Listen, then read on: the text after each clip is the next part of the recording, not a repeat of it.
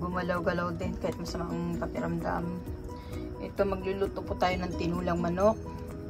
Ay nakita akong para ano siya guys, yung tawagin to. Hindi pa alam kung ano. Asili. Tapos yan, din may papaya tayo nabili.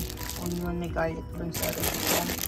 And meron tayong luya. At saka itong ating mga karni na nabili natin sa Maruhiro. Ayan lang guys, ang simple ingredients niya. Siyempre, nandoon sa ang garlic.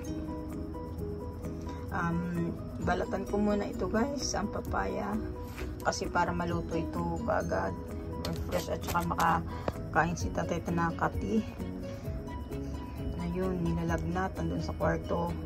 At ako rin mukhang nahaawa na. Masama pakiramdam ko kaya need kong namin humigop ng sabaw. Nilagang ano ba to? Tinulang manok. Ayan guys. Pasensyahan nyo na yung boses ko. Tanglad ba ito guys? Tanglad, no? Bahala na sa dyan, basta tanglad. Ayan, itong ingredients natin. Tara na, samahan nyo ako pagluto ng tinulang manok. Ayan, ang mahiwaga kong kasirula. Gusto ko itong gamitin. Ayan guys, magluluto tayo ngayon ng tinulang manok. Maglagay muna tayo ng mantika. Kasi natadada natin guys ang ingredients niya. Sibuyas at bawang. Pag may mga sakit kami dito guys, si Tatay Tanakati nakaratay at ako mukhang nahawaan na rin, kaya sabi ko magluluto ako ng tinulang manok para para gumaling, makahigop ng sabaw.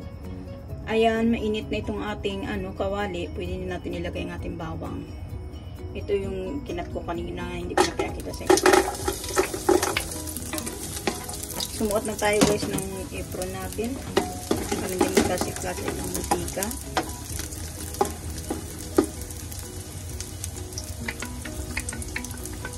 Ayan. Antayin na natin mag-brown na ating bawang. Para ilagay na sibuyas. Bilis siya mag-brown. Alam nyo guys, kasi wala magluluto sa inyo dito sa Japan, wala tayong mga katulong. Kaya kahit may sakit ka, kailangan mo bumangon para magluto. Sunod natin guys ay onion.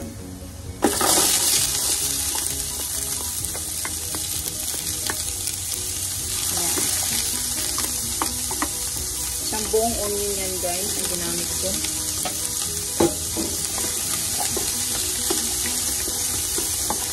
Halo-halo lang muna natin siya. Ayan. Kung mag-golden brown na, pwede na natin ilagay ang kalahating luya. Pwede na natin guys ilagay ang ating kalahating luya.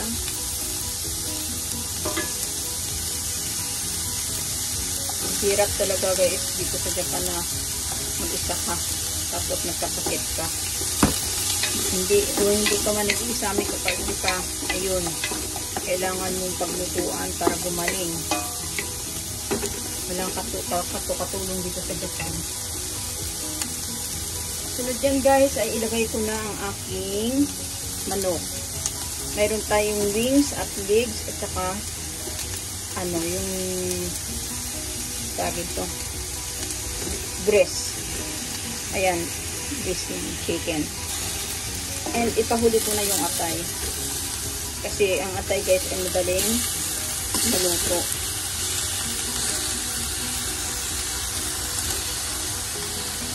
Binalihan ko na yung binili ko kanina.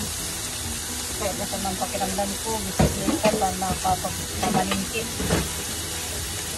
Dahil kung parehas kaming nakaratay dito, ay sus, pareho kaming madid. Ayan, doon si Tatay Tanakati sa kwarto. May oxygen. Hindi na lang siya nagka-confine guys. Quarantine na lang. Ako tumiba na rin ang boses ko. Ayan guys, ihalo-halo lang natin golden brown kaunting ating chicken. Para ayan, pwede na natin lagyan ng mamaya ng sabaw.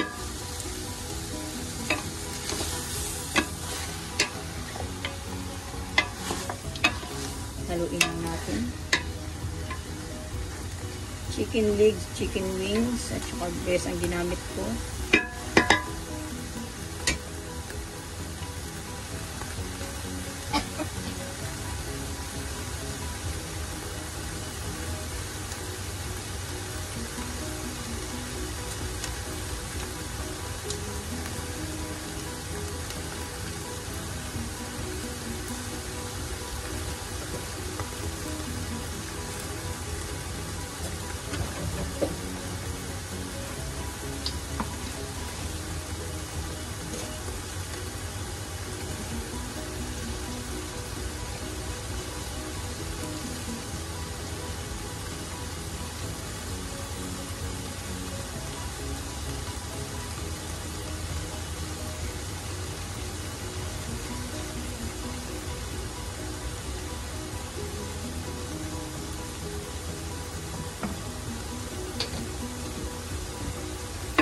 Haluin natin.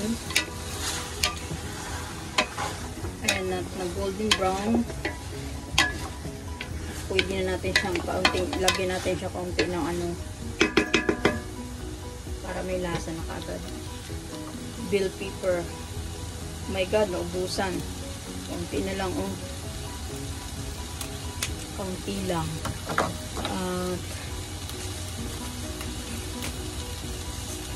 Gagamit tayo dito guys ng Knorr cubes mamaya. Yan. Lagyan ko lang siya kaunting magic sarap para may lasa. Kaunti lang. At pwede na natin guys ibuhos ang ating tubig. 1 liter mineral, 2 liter mineral water. Add na natin guys. Depende sa gusto ninyong ano karami ang tubig na ilagay ninyo. Ako, kailangan namin ngayon ang sabaw. Hindi ako nakahanap guys ng malunggay. Walang malunggay dito sa Japan. Ayan, ubos natin. Naamoy ko na siya. Malaking kasirula naman to guys eh. And takpan muna natin siya. Ay, ilagay ko na siguro yung tanglad, no? Or panghuli na. Yung sinabi ko kanina na may nakita kong tanglad.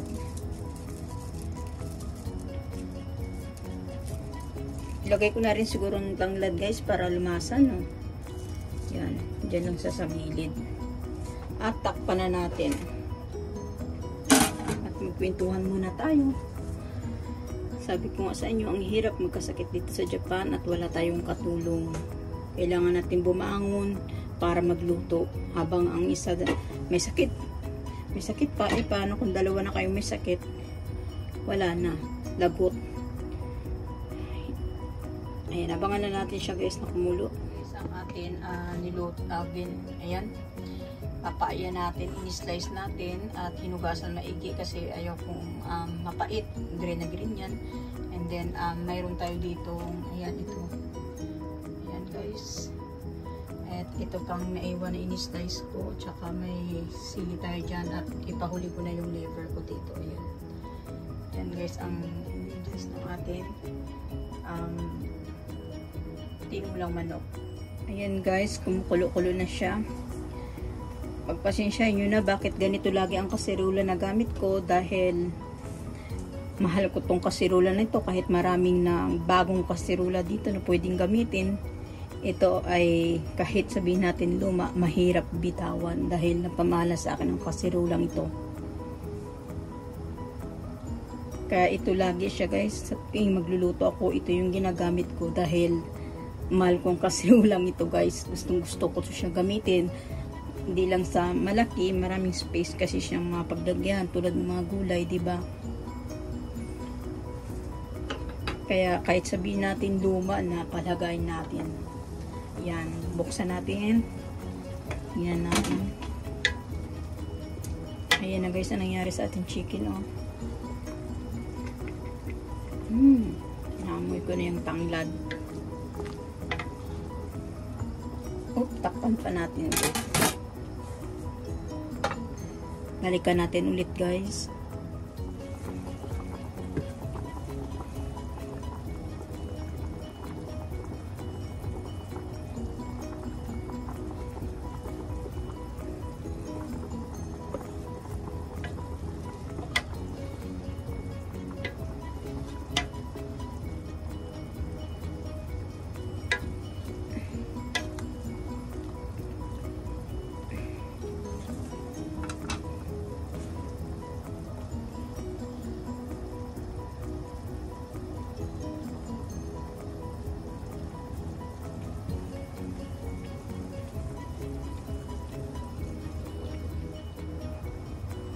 Ayan siya guys, nilagay na natin ang ating papaya, green papaya. At nilagay na rin ho natin yung ating limang siling haba. Tsaka mamaya na natin ito ilagay ang ating naiwan na chinginsay or spinach ba yan. And then ang ating liver huli ko rin ilagay guys kasi ayoko madurog. Yan, hayaan muna natin siya diyang hulo. Bakantay natin mamaya. Ayan na guys. Nilagay ko na yung liver. Hindi ko na kuna ng video. Akala ko nakasit na yung video. Ayan, nilagay ko na guys yung liver natin sa itaas lang. Huwag masyadong durog. Okay. At medyo malambot na rin ang ating papaya. At tikman. Pwede na natin itong tikman para anuhin natin kung anong lasa. Ika tayo ng kutsara. Ay, ito na. Kutsara ko na dito. Tikman natin guys. Tikmas.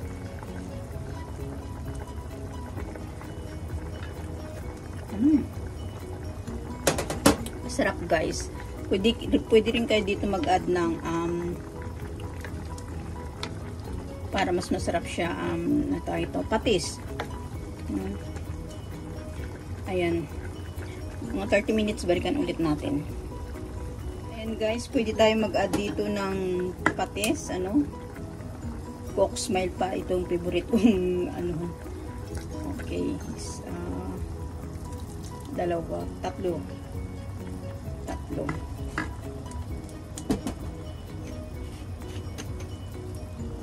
Okay. At dito lang sa gilid-gilid lang yung touch nito kasi baka madurog ang ating karne, lalo na yung liver, ayaw madurog.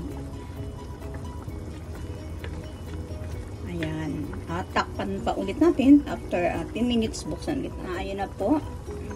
Naluluto na po yung ating papaya, green papaya. Yan, sa gilid lang ang ating touch nito at saka dito sa gitna. Okay, pwede ko na rin lahat add itong ating siling haba na naiwan kasi sayang din guys pag hindi natin yan ginamit. At panghuli natin to, ang ating chinginsay na tinatawag dito sa Japan. This gulay. Panghuli natin yan kasi mabilis maluto. Okay, tikman natin ulit on flavor.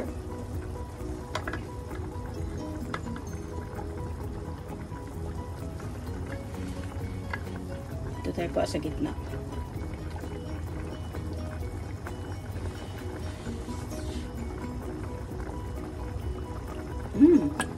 Yummy na. Perfect. Super naglalaban yung anghang at ang flavor ng ating tinulang manok, ang ating papaya. Yan. Takpan na natin. Balikan ulit natin ng mga 3 minutes. Ilagay tayo ng timer para buksan natin mamaya ulit. Ayan na guys. Luto na. Ang ating papaya, ang pang last natin na ilapag ay ang ating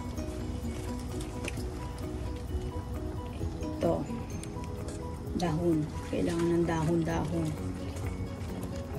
Tawag dito ay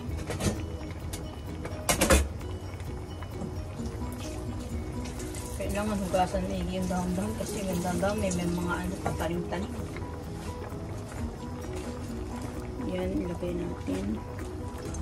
Chinginsay sa Japan. Chinginsay. Maraming dahon ang nilagay ko guys kasi total wala akong wala akong tawagin. Wala akong may nakitang